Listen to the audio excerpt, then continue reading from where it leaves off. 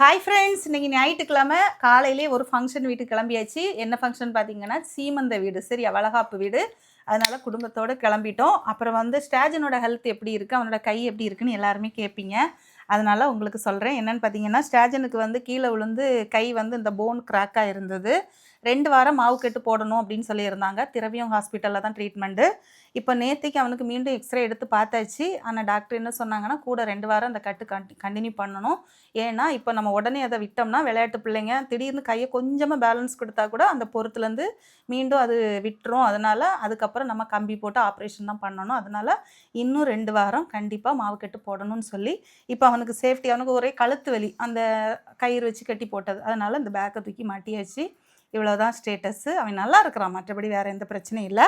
அவ்வளோதான். நாங்கள் இப்போ குடும்பத்தோட ஃபங்க்ஷன் வீட்டுக்கு போய் நீ மத்தியான சாப்பாடு இன்றைக்கி அங்கே தான் செம்ம பிடிக்க போகிறோங்க. 4 வாரம் ஆச்சு எங்கள் வீட்டில் கறி எடுத்து சமைச்சி. ஆனால் ஞாயிற்றுக்கிழமை தோறும் ஊருக்கு அங்கங்கேயே போயிடும் வந்துடுது. இந்த வாரம் ஃபங்க்ஷன் வீடுங்கனால இங்கே சாப்பிட்றோம். சரியா? உங்கள் வீட்டில் இன்றைக்கி ஞாயிற்றுக்கிழமை என்ன ஸ்பெஷல் அப்படிங்கிறத மறக்காமல் ஒரு கமெண்ட் பண்ணிடுங்க. அவ்வளோ.